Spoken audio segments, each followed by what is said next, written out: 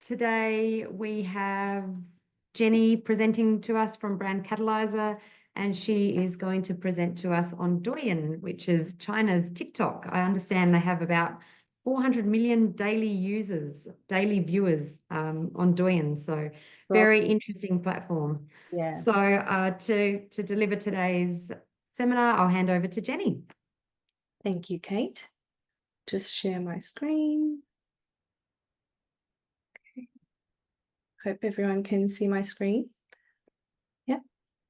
Well, happy Friday, everyone. Thanks for joining on this morning. Welcome back to our China Market webinar series on navigating the e-commerce and social media landscape. So introduce myself to anyone we haven't met. So I'm Jenny, Senior Account Manager from Brand Catalyzer. So we are a leading independent go-to-market consulting and agency hybrid. We specialize in providing cross-border distribution and cross-cultural marketing solutions. So since reopening of China, we've very much been focused on helping to revive and rebuild Victorian brands as a whole, for the China e-commerce and social media landscapes that have very much changed since we were last there. And it's really much about how we want to help you be better positioned for re-entry success. So before we get into today's topic on Douyin, the key social media channel in China, just want to start with a quick recap on workshop 3, which was focused on unpacking the e-commerce platforms within the Tmall ecosystem and how it compared to other online places for food and beverage category. In particular, we covered the general trade Tmall stores and how they compared to the cross-border Tmall global stores. And from the workshop, our first highlight being that if you were to explore the Tmall ecosystem, opening a Tmall global store is probably the most recommended format to start with, especially for wine brands, that you are feeling a bit uncertain on the market and you want to test the waters. Typically, a journey will start off with Tmall Global for 2 years before you would probably transition to a general trade to establish a brand store. Not only is it actually an eligibility requirement for general trade that you do need to be in operation in market for 2 years or more, but this time frame does allow brands to, get a feel of the market and start to build and even rebuild the presence in China, and particularly when you don't have all the registrations or logistics in place. We also covered the alignment of the Tmall global consumers with that of us wine brands. So being the leading top of mind platform for Chinese consumers to purchase international and global brands. It's also a platform that is well known to offer the premium and high quality offerings. And that is particularly appealing to the growing middle class economy in China. And also being the users on Tmall Global are predominantly female and very largely driven by the Gen Z consumers. So anyone post 90s and even post 2000s, their consumption has increased by 70%, which is actually very large. So from our previous workshops, we do also see that, this kind of user base is that growing segment of wine consumers in China that we could, as Victorian brands, really try to tap into. So for brands that want to open a Tmall Global store, it is a quick route to market entry, and there are many ways that you can use the platform features to promote your brand and your store. But, the essential considerations would really include how you want to play your promotional tactics and really have your campaigns that align with, the different key shopping festivals, Double 11, and now there's Double 12, many things happening in the market, but thinking about what you can do in your campaigns and what you can drive exposure for, and also using, the paid advertising resources on Tmall. And that combination together is a great investment to test the market and generate prospects and your first consumers in market. And while we did see that Tmall Global is, perfect for wine brands for testing, and it is more suitable for positioning for those wanting to have that high to premium quality offering, but there are also many other e-commerce platforms that might be a bit more suitable for you depending on type of positioning, the price points, and consumer segment that your brand would want to target.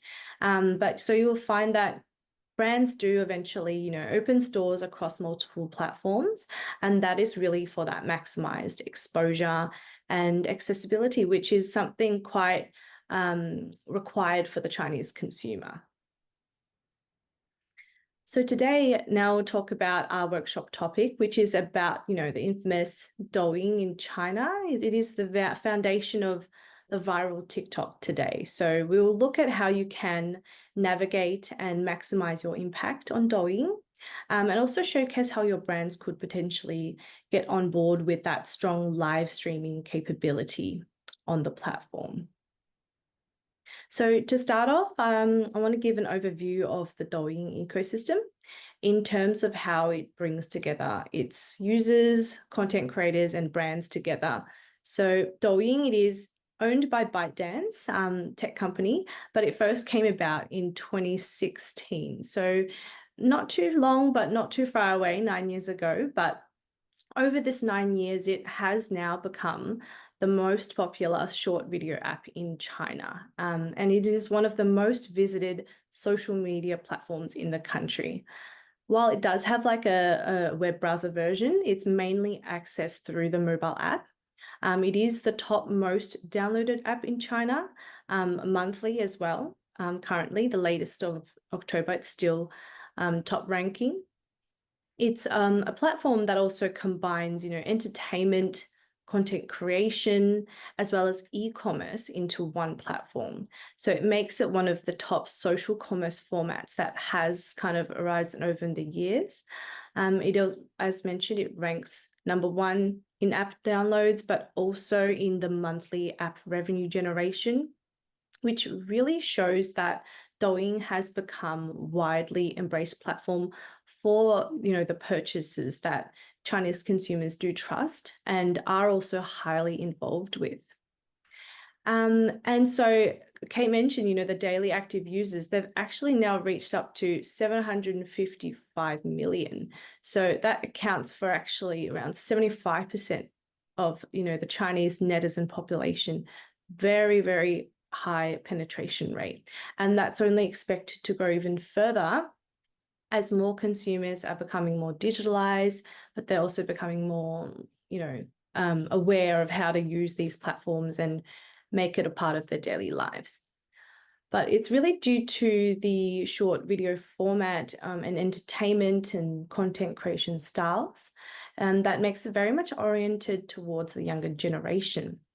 So over 65% of the users and viewer base are under 35 years.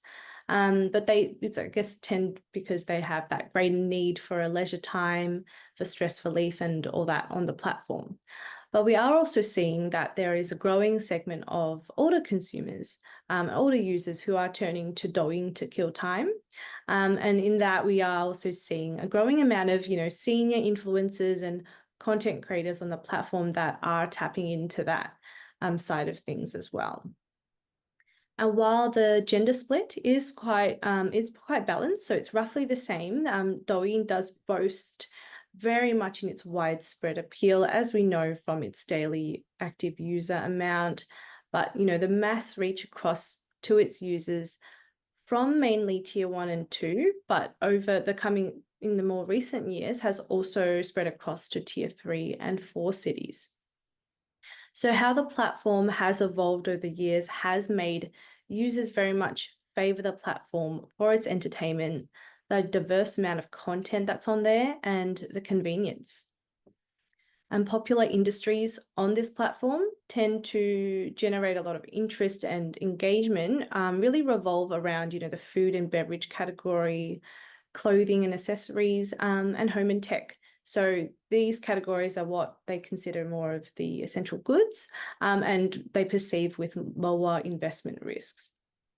And for the liquor category, Douyin ranks as one of the top social commerce platforms that generates over 400 billion RMB in sales from last year. So they don't, a lot of, I'd say, reports don't disclose the exact figures for the wines, but it does reflect a really strong revenue growth of more than 35% on the platform and volume increase of 29% as a whole for the alcoholic segment. But I guess it really shows that tapping into this mass appeal platform like Douyin can be very effective in driving engagement, but also sales across various sectors, including the wine industry. But as we know, or you would have seen with TikTok, even how it is today, is that Douyin today is drastically different from what it was when it was released in 2016. So I guess we want to look a bit at the evolution, how the platform's transformed and how it's influenced consumer preferences in China as a whole. As these changes, we could potentially offer insights into the future of TikTok even, so that's even beyond markets of China. And if we look at the trajectory of of TikTok, it does appear to resemble Douyin from roughly about 5 years ago in their journey. So it might be a possible matter of time before similar trends will come about. But back in the days before 2018, so in its really initial launch phase, Douyin originally launched as the platform focused on creating music video content.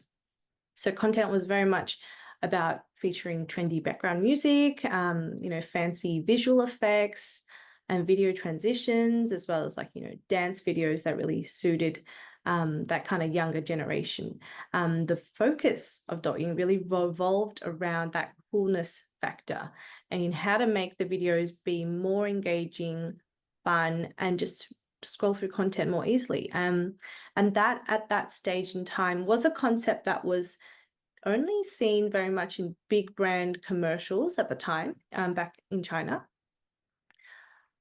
But it was also during this time that Douyin decided to invite a lot of content creators and celebrities that had, strong music video editing capabilities to the platform to kind of set this tone and to really further promote that coolness factor. So Douyin also sponsored the first rap show in China, which helped gain a very much significant exposure amongst young audiences who did become early adopters of the platform, and the number of users really surged during the time. So kind of the promotional aspect was about, I'm on Douyin, if you want, come battle, because Dou, it sounds a bit like battle, the Chinese word battle in China. So they kind of play on words to be like, hey, you think we're fun, come here, but have a battle with us.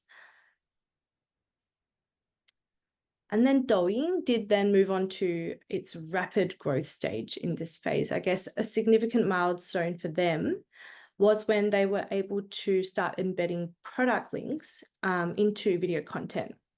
And that was mainly in the form of the Taobao store links, so in the Tmall ecosystem. And being one of the main e-commerce channels at the time, that was quite game-changing, really, and really brought about that concept of social commerce, because no one had really thought about, you can sell things through social media. So that was the first time that users could have that perception that they could monetize their content on the platform. And so really much this integration allowed merchants to use Douyin as a marketing channel, but also kind of start thinking about the sales aspect of things. So I guess while at the beginning of this this integration, not many merchants had come to use it a lot, because there was quite a difficult terms in the collaboration process. It was quite manual and it was difficult to execute. And that only came about that after the 2020, that when, influencer databases became more available and it was easier to kind of integrate ways to actually sell your Taobao store links on the platform. But I guess what is noteworthy during this growth stage was how it brought about that concept of the KOLs and UGC content creators. It's because that rather solely consuming content created by, the professional KOLs or the celebrities that the Douyin had invited to the platform, that amateur users really started becoming more incentivized to start creating their own content, and gain their own following and kind of build on their own commercial value. And that was about kind of knowing you could develop your own personal branding. So Douyin was very much embracing this new perceived strategy to onboard and attract more content creators, to diversify content on the platform, and really much supported this trend by offering, cost-effective advertising features to boost their content and grow their followings as well.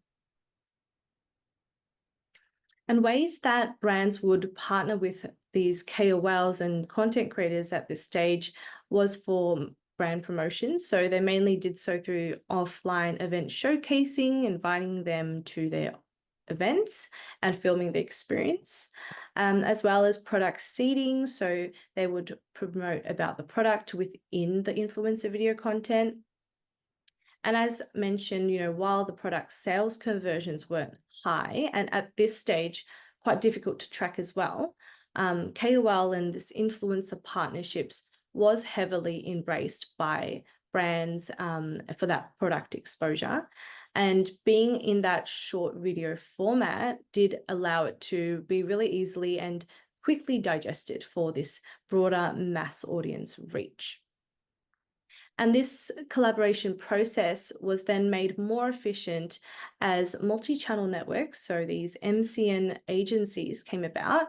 They entered the Douyin landscape. So these agencies, they became the influencer hubs where they would recruit and contract new stars, ranging from dancers, fortune tellers to fashion icons, really bringing talents from all categories of interest groups, and also those who wanted to become internet celebrities. These agencies offered incubation programs as well. So this became a trend where they would offer training and resources as part of like the talent contracts. And without doubt, this kind of format became increasingly popular during pandemic, where more people, more influencers, KOLs came during lockdowns, when content creation, Douyin entertainment became more part of people's daily lives and was probably the only way they could spend more time at home and not feel lonely without that social interaction. And the live streaming function was introduced during the pandemic, actually. So where influencers were able to then connect and engage with audience real time. And while live streamers were selling products through links, it was still a very restricted in terms of the purchase gateway and the type of product links that could be embedded on the platform. But I guess it was during this time when live streaming was slowly kind of seeping into the lives of people, and they realized they could have these instant interactions. And then coming to 2020 was when Douyin then finally was able to launch its own online shopping function. So through the introduction of Douyin Store, which allowed merchants to list products within the platform itself. Users were then able to browse the Douyin stores. And then live streaming itself became more prominent as live streamers could then embed product links more directly into their streaming videos. And that allowed for a much better checkout process compared to when they had the Taobao links, because that would still redirect you outside of the app to a third-party website. So overall, this new integration of a Douyin store really helped to improve the viewing experience for users on the platform. And we see that for Douyin, GMV growth really skyrocketed to over 1,000% in that year. So in 2020, which has only been increasing as more merchants, live streamers, KOLs, and users are becoming more familiar and more used to this format of online shopping, that they're just scrolling a content, they see something like a drink bottle someone's sharing. Oh, this looks great. Let me just buy it. So it's very much streamlined and like a very common thing people do. And as touched on at the beginning, you know, Douyin has become a key channel for categories including food and beverage, including the alcohol and wine industry. The number of alcohol brands embracing Douyin as part of its e-commerce and marketing strategy has grown by over 20% as of last year. With pre-existing local familiarity with, you know, the Beijiu segment, it actually has performed exceptionally well in this Douyin e-commerce landscape, as consumers had already had some sort of education towards the sector. So there was kind of the process of educating was much, I guess, shorter for this alcoholic category. But the increase in the amount of alcohol brand accounts has also shown a really positive outlook for wine brands for us. It shows that consumers are becoming more willing to be receptive of content. And also they're becoming a bit more educated because there are more people out there spreading the messaging and education and knowledge about wine, and that will increase their tendency to make these purchases. And just as more alcohol wines are coming to Douyin as well, more influencers are also producing more alcohol-related content on the platform. So in 2023, the growth in this category of creator approached to 28%. So signifying that really the increased content creator pool that alcohol and wine brands for us, we could really leverage this kind of segment as part of our promotional strategy. So looking at the evolution of Douyin, we do see how the platform has transformed its role and how it has brought together key stakeholders to really benefit from each other and become part of its business models. For platform users, you know, it provides that highly engaging short form videos that users can discover new content, but also new products to purchase amongst entertainment. For content creators, they can build their own personal brands and build a following that trusts them, which gives them that commercial value to generate a source of income. While then for brands, it's become a marketing channel to build exposure and reputation, also interact with an audience in a more lighthearted way, but also then allow products to be sold direct to consumer interactions.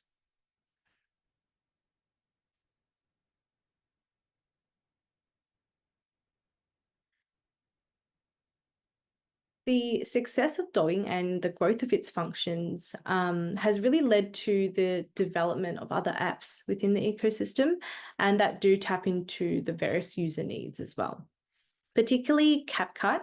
So it is the video editing app that very much complements and facilitates the whole content creation experience for both Douyin and TikTok as well. But it's all about how Douyin and ByteDance work to reduce the barriers for everyday users to come and become content creators themselves. And then for KOLs, for influencers, you know, they're helping them create more high quality, engaging content, which is crucial to building that personal brand and selling successfully. So that includes all aspects from well-produced videos, interactive live streams, and appealing storytelling that highlights the uniqueness of products. So apart from the MCN agencies that offer resources, Douyin also has its own incubating and support programs and creator tool studios within Douyin to also give more content creation guidance. Then for brands, Douyin also provides a lot of very comprehensive backend functions through its Douyin stores.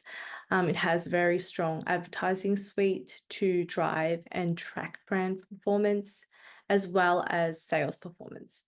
They also have an embedded content management system that you can use to schedule and track performance on videos as you're live streaming content, as well as the comprehensive dashboards and the analysis tools to inform strategy regarding your consumers, the creators, and your products. And also the different learning center resources that can support brands from all knowledge levels, with guides, from store operational courses to pricing strategies. An important one that they've released is to help influencers and brands, find each other more easily. They have released their own influencer marketing platform called Xingtu. So brands can basically use this to post a campaign job that they want to hold on the platform, and they can just recruit influencers directly, so and complete that sourcing, selection, content review, and even payment process all in that one platform. So in understanding the role of Douyin, we can see that through the amount of resources and value it brings to its stakeholders, whether it's for users to just kill time, have that dopamine boost, or bring convenience to shopping. It's also about how it brings the opportunity to become viral, find a sense of self-worth and achievement in its content creation, or even just become another form of showcasing and marketing a brand's products. But we see how Douyin does aim to provide value from all aspects of, the functional, emotional, and social aspects. And with its continuous enhancement of its e-commerce and social commerce capabilities, it is really positioning itself to become an all-in-one platform for all its users, from maximizing the content supply to meeting the demands of that content, to then shaping the KOL influencers, and then streamlining purchasing processes. And so it will be a key channel for wine brands to consider as part of the China marketing strategy. And so how can we do that? So let's now move on to unpacking the toolkits that Douyin has to see how us as wine brands in particular can leverage the platform. So as with other social media marketing, Douyin, and you'll see it's quite similar, but Douyin can be used in 4 ways mainly. And there are cases where brands can use each of these separately or in combination with each other, which can all be impactful in their own ways. So own media is about how you can open your own brand's Douyin social account, and that is the account that you will use to post your content, known as a creations tab here on this side. And with this, you'll have options to apply for opening Douyin stores that you can list products in the products tab on your account's homepage. Then there's the paid media, which is the paid ads that you would run similarly to your Instagram or Facebook, so your meta strategies, but there are different ad formats and ad strategies that you can use for different objectives in Douyin. And the type of ad in this reference is called an in-app splash ad, which does appear when audiences open their app on the first opening. Influencer and KOL marketing, as we see from the Douyin evolution, influencers have become and still are at the heart of the marketing and very much embody that essence of Douyin as a platform, as they really drive what content is trendy and influence consumer perceptions and behaviors towards products on the platform. So naturally, influencer marketing does become a must-have tactic on the platform. And also there's live streaming. So the wine landscape on Douyin is heavily influenced by live streaming, with it being a primary mode of introducing new wines, educating consumers about the different brands, different varieties, as well as how it drives sales through real-time interactions. So I now want to share how you as a brand can make use of these different methods. So first with owned media is that you can open a standard Douyin account, which gives you basic functions of posting content and general usage of the platform. It's definitely recommended to start posting at this stage if you want to start generating traction for your brand. And in fact, many brands starting out will take their time during this stage to just have a basic Douyin account to focus on the content creation aspect of Douyin, which is very key for engaging viewers on the platform, but it's taking a brand exposure objective, especially when you might not have resources in place to operate the social commerce aspect. So for us wine brands, a standard Douyin account is likely all you need. So really by maximizing and leveraging the mass user base, brands can really build their reach and build their broader awareness in the market with their following base. And since the account will focus more on content creation, you do get access to all the content creator tools and the studios that give you that guidance on what to create. So this stage, it's a great chance to trial and test what type of content works for your brand and products, because that can really depend on the type of positioning you want to take and what your products look like and what you can offer with them. But of course, if you do want to start exploring the social commerce tools and maybe we are able to gather required verification documents, we can open a verified Douyin account, which is also known as the official business account, and that will give you access to more benefits. So first, having that verified blue tick, always indicates a stronger legitimacy of the brand. And audiences can trust that they are engaging with the real thing.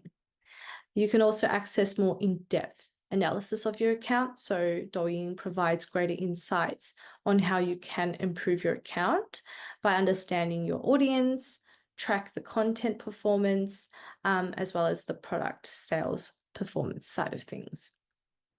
And more importantly is that once you do get verified is when you become eligible to open your own Douyin store and then to list your products on your account page to get your products really selling through live stream. And so that's the monetization features of Douyin only do become accessible to your account once it becomes verified. And so here we see again, there's the products tab that users can switch to from the content creations tab, but your Douyin store will appear here on your page, which can also bring users to your store page when they click into it. But whether you decide to take this path or not, it's also helpful to see the different types of Douyin stores that is currently out there you might see on the platform. Because maybe if you don't have the operational efficiencies yet to set up your own store, you could possibly leverage the stores of others to list your products. So the first type of store is the domestic general trade merchants. So that's really any retailer or seller that has domestic business registration and license. This could be your distributors, or maybe your on and off trade partners who can open a Douyin store. And it might be a possible pathway that you can partner with them and explore ways that you can have your products listed on there. Then there's also the cross-border overseas merchants. So that would usually be us. So as a Victorian wine brand, we can open a store on 全球购. So that's kind of what Douyin has offered, particularly for the overseas global brands. But just worth to note that the requirements for opening this store from scratch can be very difficult due to quite a complex certification requirements and the documentation. So this, if you do decide to explore, very much recommended to do this through an experienced partner who can help you simplify this process for you. There's also a type of merchant for on-demand category, so which relates to all the convenience goods and services that typically are ordered and delivered within 1 hour. So that could be your grocery stores, 7-Eleven convenience stores, very much targeted at on-demand consumption. We also then have the individual talent stores, which are owned by the individual, celebrities or KOL influencers. They can also open their own stores to sell their own products, or they tend to list partnering brand products And that becomes then a form of affiliate marketing where they might have a more commission-based partnership or a fixed cost agreement. So that's also something you could explore if you find a particular influencer that has the capability to do selling of your product through their own platform. And then there are always service providers on the platform that Douyin recruits to support, provide that support when you need it. There are many agencies out there that help you to find business partnerships. So maybe helping you find a store you can work with, or also helping you find the different talents and influencers on the platform. And then there are also the operational service providers that you can partner with that help you run the store directly. And so they'll manage everything from, it's kind of like your store manager. They can help you manage also the content creation that goes out from your account, or respond to customer queries and orders as well. So for many of wine brands, imagine a lot of us do have existing partners and distributors in market, or maybe you are currently finding new ones in the market, but it's always worth then assessing, whether they have a social commerce experience or capability, even if whether asking them they have an existing Douyin account or Douyin store, and even if they're open to having this format, can be very important to help you plan your marketing strategy as well, because knowing what resources and support you have at hand to really help monetize your marketing plans, but also support the distributor as well in how they want to sell your product. We will have a workshop later in this series that will guide you through the steps on what is required to open a verified Douyin account. So do look forward to that workshop if you are interested. So once you can identify the type of Douyin account that you want to open or have access to, then it's about asking, okay, what can our brand start posting about? And with your brand and products in mind, we want to think about what your objectives are at the different stages, and then how these will need to change as you build stronger brand presence and generate that product interest amongst consumers. And then to really understand who your target audiences are. So who are the core consumer groups you want to speak to? What are their content preferences? What content interests them the most? And that will be very important to inform, the quality of your video content, the tone of voice you want to take, and the type of storytelling that you use to highlight the uniqueness of your brand or products. And if we remember the key trends in wine consumption that we talked about in workshop 1, always think about how your product can appeal to younger audiences. Even if a Chinese university student, you might not think they might be yet your direct target audience, but it's important to start building that brand presence. So when they do become exposed to wine consumption situations, there is some level of brand recall. And in the face of that consumption decisions, consumers tend to more likely choose something that they've heard over something that's completely novel to them. And because in the Chinese media landscape, there's so much going on, everyone's fighting for attention, that sometimes you just need to keep repeating. And it takes time really to build and secure that brand recognition. And then as we know, the reds have always been a very strong segment of wine for the Chinese consumers, but also don't forget, you can also showcase your diverse portfolios and promote, your whites and your sparklings, as these ones are also on the rise, particularly amongst younger and female drinkers.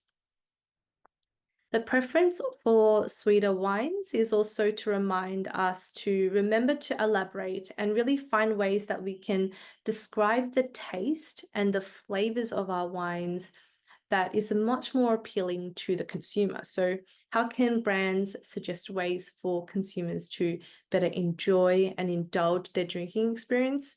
It's about thinking what kind of messaging or ways you can make the taste of your flavor kind of communicated through visually. And as Douyin is very heavily reliant on, that engaging visual storytelling in its content, wine brands, you really can create content that act out the social, emotional, and functional scenarios at play with their products. So think about where your brands, where your products can sit within kind of an everyday scenario, whether it's after work with your friends for a drink, or is it on the weekend you just want to chill time with a glass of wine. So there's always that visual storytelling aspect that you can explore. And then coming to the core of your communication and strategy is how you can make your brand stand for itself. So what makes your brand interesting and appealing to the consumers to want to connect, engage with your brand? So not just talking about your origins, but maybe it's through your storytelling that you're finding a tone that makes your brand fun and kind of like a friend that the viewers would want to keep engaged and connected with. And that is how you'll be able to build your follower base.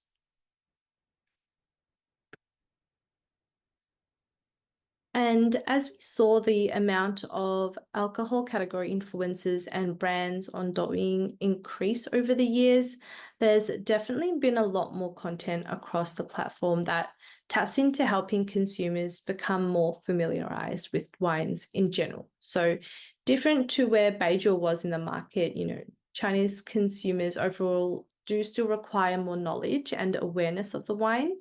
So a lot of top content across Douyin revolves around wine education. So that's the what, where, when, why, how. So when you story tell about your brand, you can talk about your founding story, you can educate about the specialty of Victorian wines, what happens behind the scenes, and really take them on a virtual tour of your winery. That's always a really great way to showcase the specialty of your wine visually and take them through that tour if they can't come in person. And then when you talk about the product, you can also explain how it was produced and what you can taste from the wine itself, from the textures, and the best ways that people can enjoy it, as well as, the suggested food pairings that you want to explore.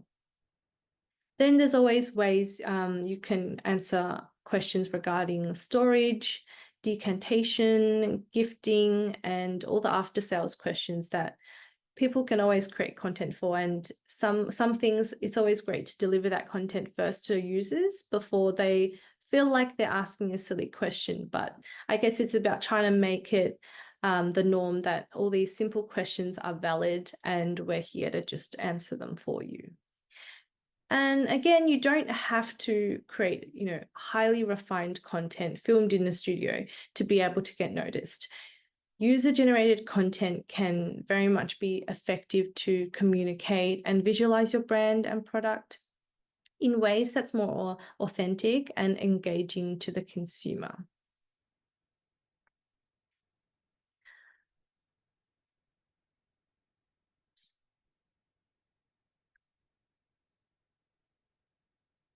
So here, I just want to show two forms of content that feature the real people in that messaging delivery. And it's very commonly seen amongst different categories in China.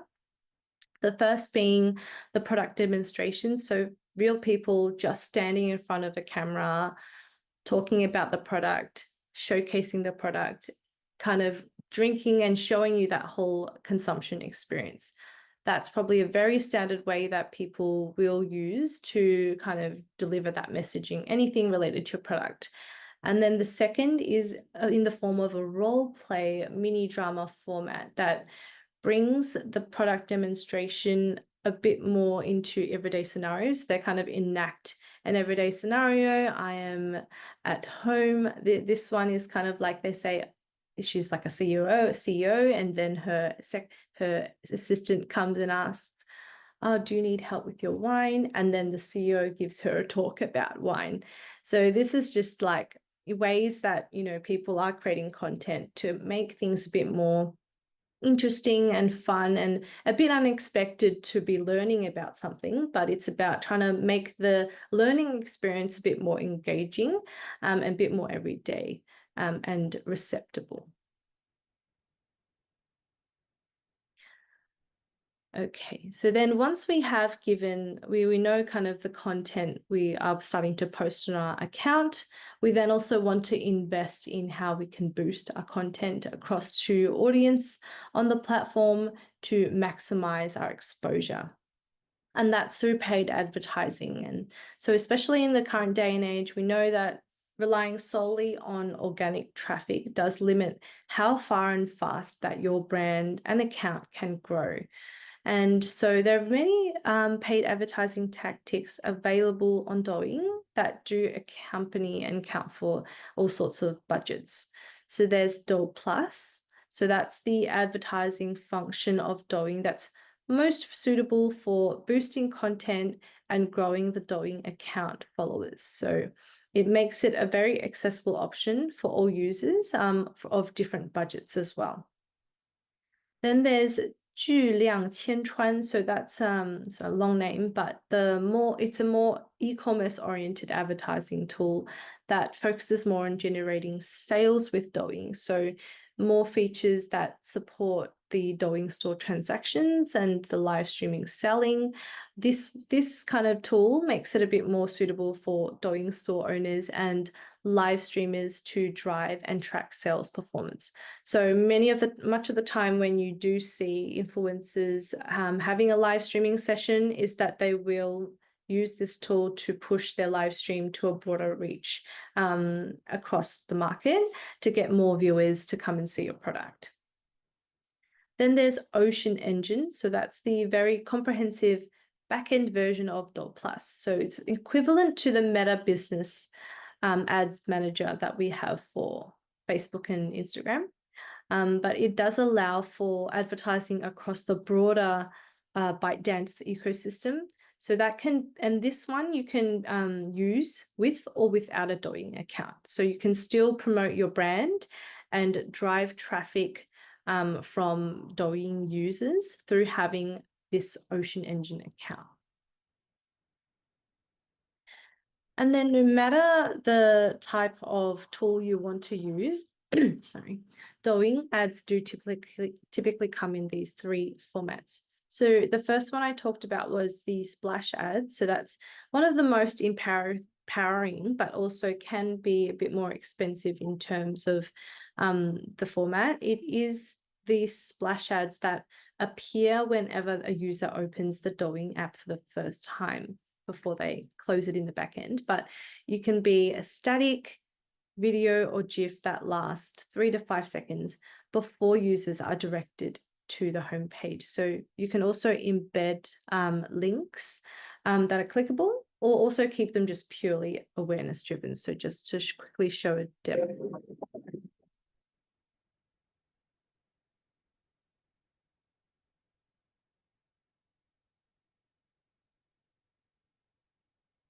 So that's just a quick show of what the amount of visual effects you can add in when someone's just opening a Douyin account. They get flooded with, visual effects. But it actually makes it very empowering because it's kind of like a brand overtake with that one. And then there's the second type of ads, which is in-feed ads, very commonly used. So it can be static or video as well, that do appear in the recommended content tab here. So because Douyin has a few different tabs, it has a Douyin Mall, so that's kind of where people can find all the different Douyin stores. There's your people you follow tab, so only getting content from people you follow. And then there's the search and all that. So most people will scroll in this recommended tab, and that's where all these in-feed ads will appear as if it was just like a regular post.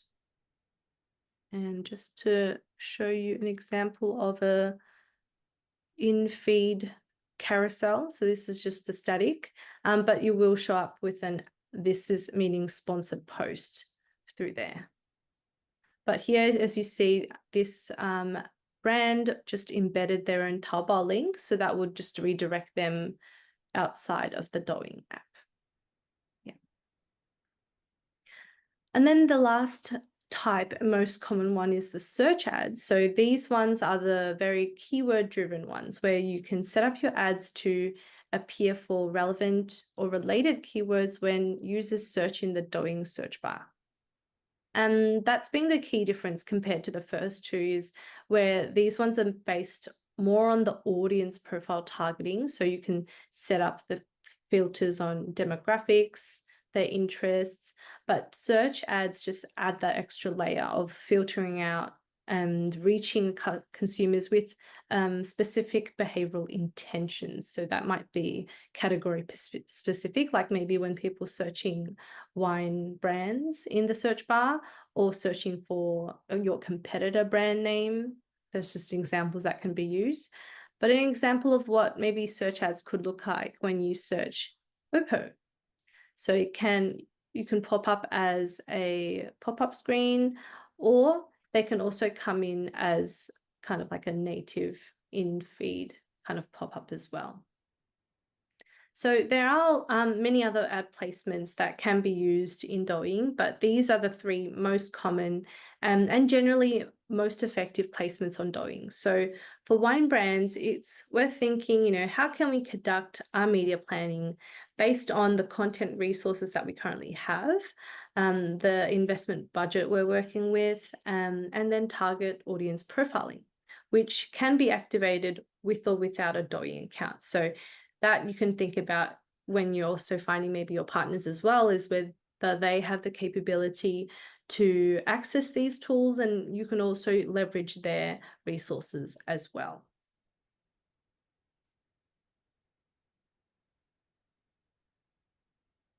And then moving on to our third strategy is influencer marketing. So we keep going back to the influencer aspect of Douyin, but here's some statistics, on how they play a pivotal role in the sales and marketing funnels for brands. So from a product seeding point of view, over the 63% of product seeding occurs through Xingtu influencers, which is the influencer management platform by Douyin. And this 63% is really massive, considering there are also brands out there that are still engaging in a manual sourcing and off-platform collaboration with influencers, and not to forget the MCN agencies that also have a talent resource pool.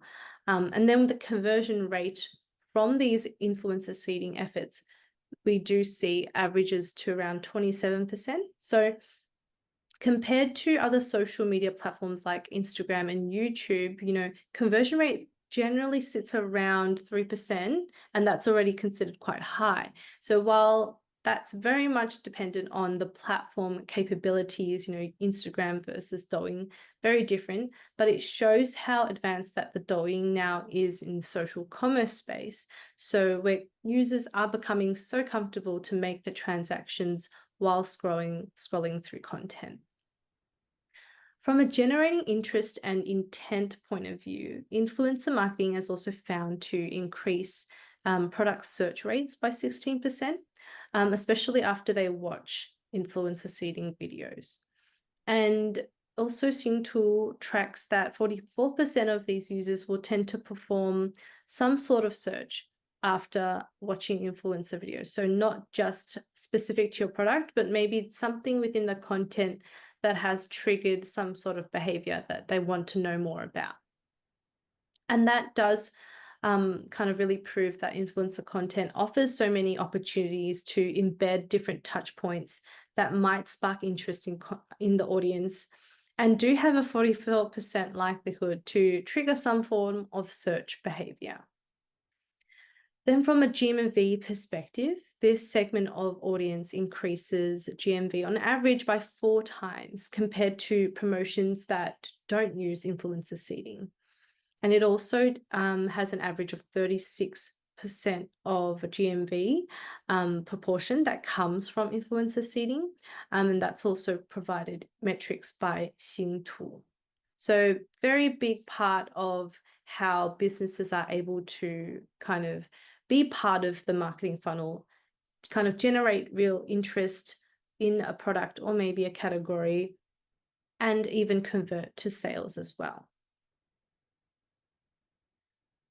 So, knowing how important and effective influencers can be, it's definitely important to find influencers that can align with us as a wine brand.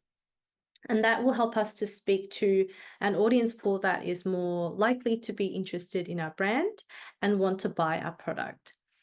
And as we shared, there's a growing amount of alcohol related content on Douyin, and many suitable profiles exist out there to help us deliver wine content.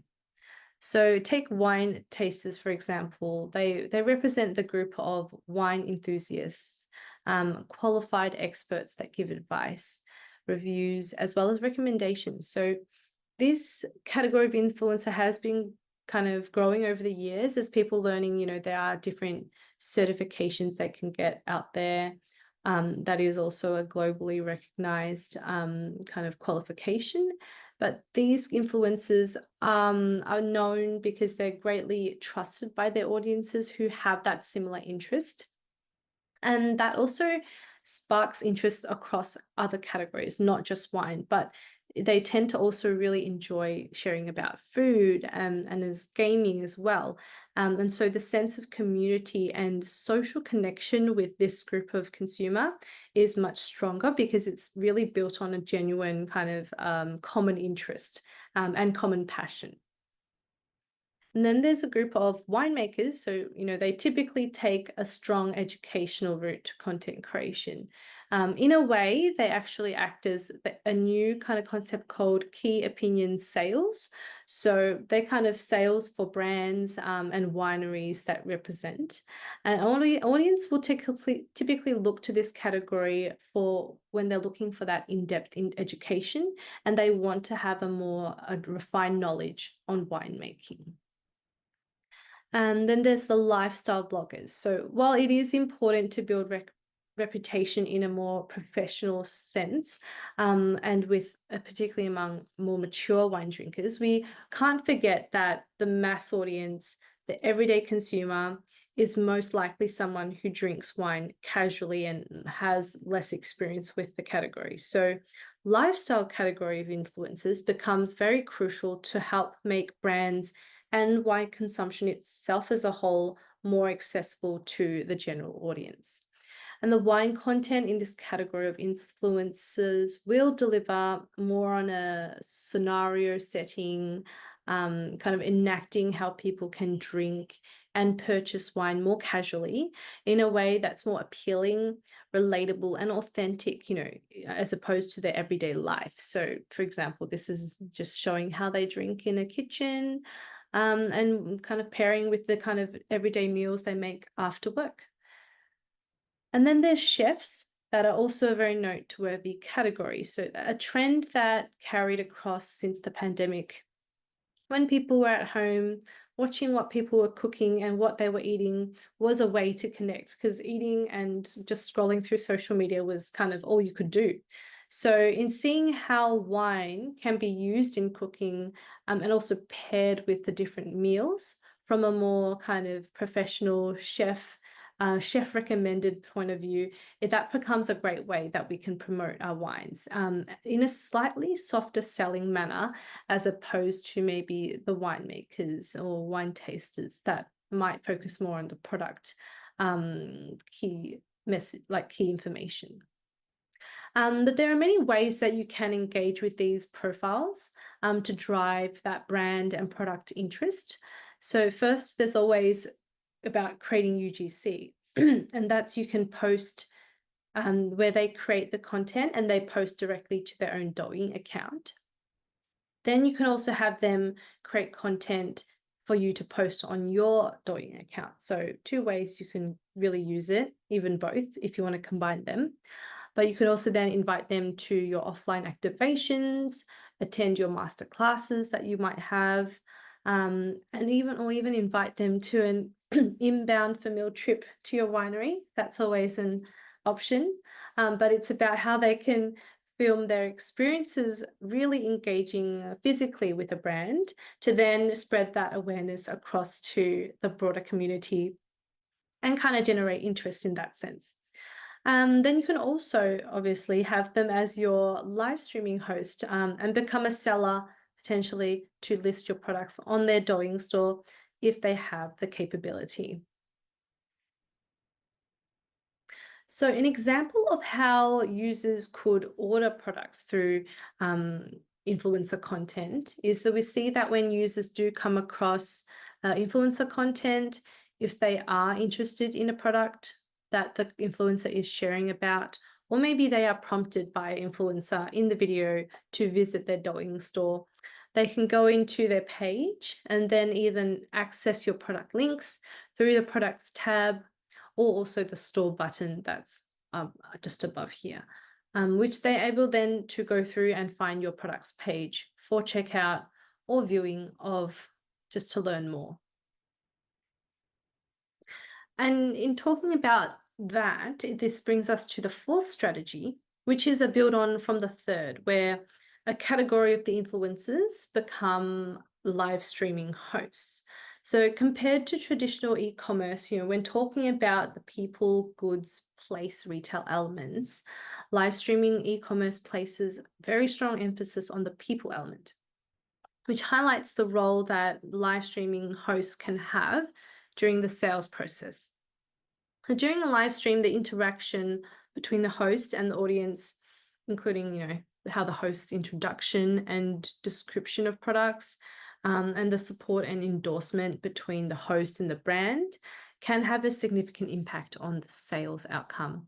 That's especially true for top tier hosts like Li Jiaqi, which famously known as Lipstick King. He was kind of one of the first rising stars in live streaming.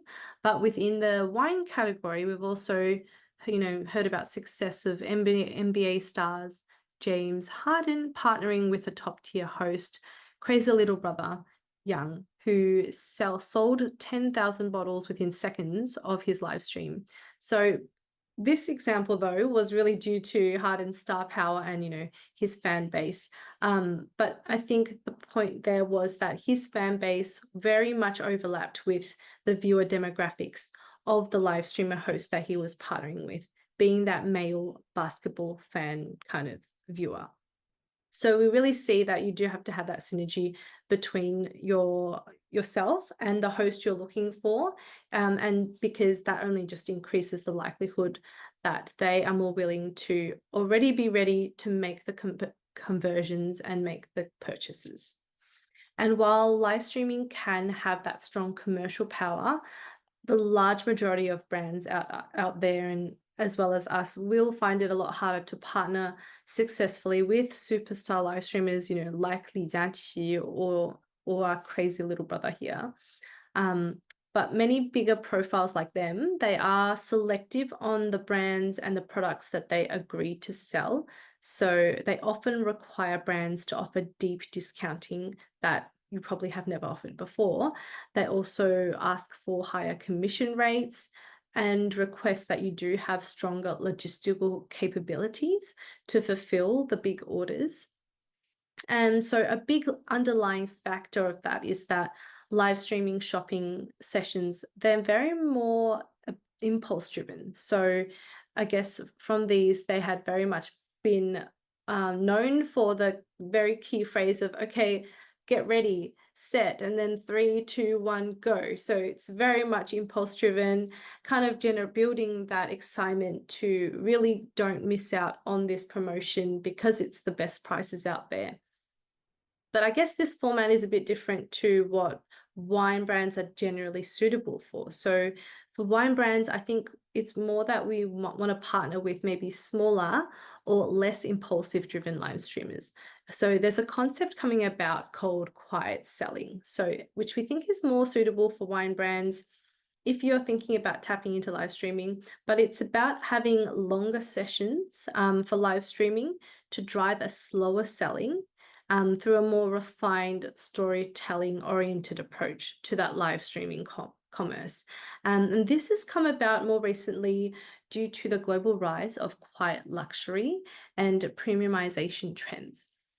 So we'll see that brands are partnering with live streamers that have maybe already built a follower base that have that general day-to-day conversation through live streaming sessions.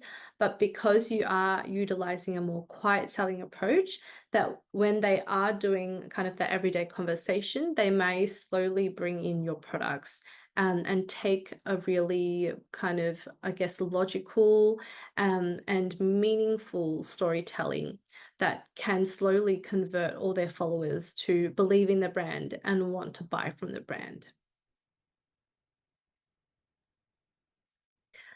And here is an example of a live streaming influencer.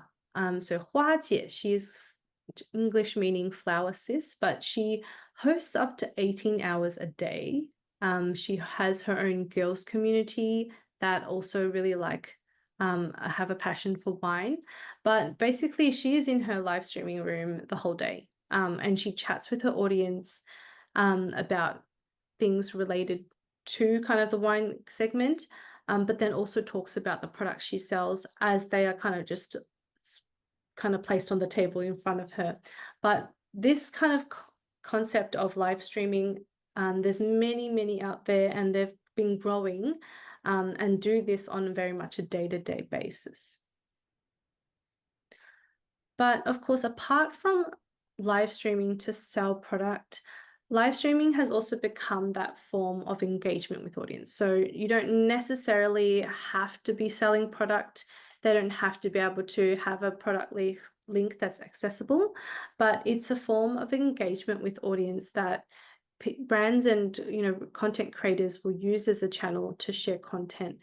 It is becoming widely embraced as the primary mode of introducing new wines and educating consumers on the different brands, the varieties available. So in 2023, there were over 2 million alcohol-related live streaming sessions that were hosted. That really came from the alcohol brands in market, the alcohol retailers, so anyone selling multi-brand or mono-brand stores, and also individual influencers. And a concept I actually mentioned earlier was about the key opinion sales. So you can understand that as, because I'm here talking about the alcohol retailers, a common way they do that is they just live stream in their physical store.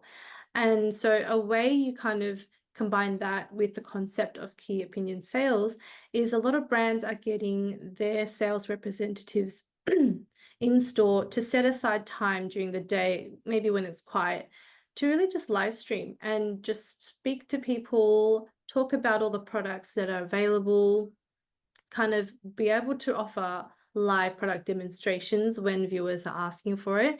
But this is just a concept that maybe you could explore if you had the capability to even do that from Victoria, even from your own winery, from your own cellar door. That's always an option that you can do virtually, or even have your partners, your distributors be open or kind of explore how you can maybe do a live streaming demo session with them as well. So that's just an idea to keep in mind. Next, I just want to... I'm thinking that we might, because we've gone over time and I'm just aware that people might be a little short on time. I'm just wondering maybe because we've got some really great case studies. I was just having a quick look through them and I would love to share them. But I'm wondering if maybe it might be worth sharing this presentation with them so they can have a look through those, or if you want to give a sort of a quick overview. Great, thank you. No, that's great. Let me just quickly jump to the quick overviews for you.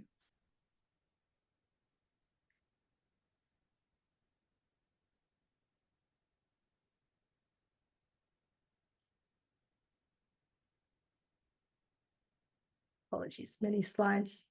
There are some great case studies though, so I encourage people to have a look through once I send it through. Yeah, absolutely.